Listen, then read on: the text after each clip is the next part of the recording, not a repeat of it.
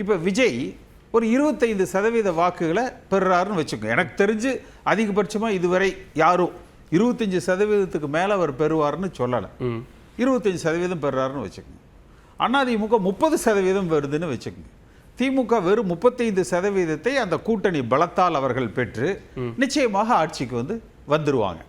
அப்போ அடுத்த ஸ்டெப், அடுத்த நாடாளுமன்ற தேர்தலுக்கு இன்றைக்கு இருக்கிற காங்கிரஸோ விசிகேவோ கம்யூனிஸ்டுகளோ இதே கூட்டணியில் பயணிப்பாங்க. அப்போ மீண்டும் களம் இதே போல தான் போகும். அது திமுகவை பலப்படுத்தி கொண்டே தான் செல்லும். நீங்கள் இன்னொரு ரிவர்ஸ் போட்டு பாருங்கள். அந்த விஜயகாந்த் மாடலில் விஜய் எதிர்க்கட்சி தலைவராகவும் அதிமுக ஆளுங்கட்சி தலைவர், நான் எடப்பாடி பழனிசாமி என்கிற தனி மனிதனோடு நான் உடன்படலை. அவர் செய்வது தவறு, அதை விட்டு தள்ளுங்க. நான் அதிமுக என்கிற கட்சிக்கு சொல்கிறேன். அப்போ ஆளுங்கட்சியாக அதிமுக வருதுன்னு வச்சுக்கோங்க.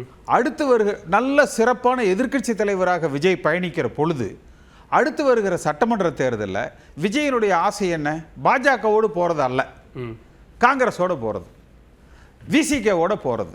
அப்போ அடுத்து வருகிற நாடாளுமன்ற தேர்தல் 29 வருகிற பொழுது விஜய்க்கு காங்கிரஸோ விசிகேவோ மற்றவர்களோ அந்த கூட்டணிக்கு வருவதற்கான வாய்ப்புகள் விஜயோட அந்த கூட்டணிக்கு வாய்ப்புகள் அதிகமாக இருக்குது.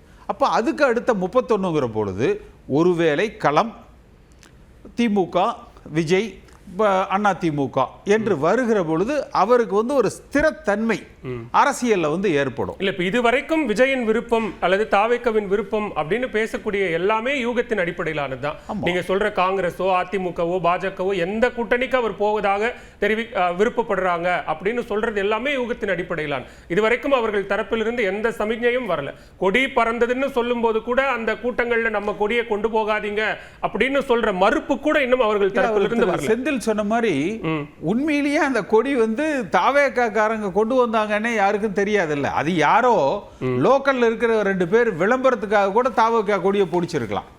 எந்த அரசியல் தலைவரும் ஒரு அறியாமையில் கூட இப்ப அதிமுக டிஷர்ட் போட்டிருந்தாருங்கிறதுனால அவர் அதிமுக அப்படின்னு சொல்லலாமா? இல்ல, அதிமுக கூட்டத்துக்கு போயிருக்கிறதுனால அவர் நம்ம அதிமுகன்னு எடுத்துக்கிறோம். ஆர்வ கோளாறுனால தாவாக்கா கொடியை பிடிச்சிருக்கிறாருன்னு நம்ம எடுத்துக்கிறோம். அந்த நம்பிக்கை உங்களுக்கு இருக்குல்ல. லோக்கல்ல யாராவது ஒரு ஆர்வ கோளாறுல அந்த தொண்டர்கள் அவர்களாக பிடிச்சிருக்கலாம்.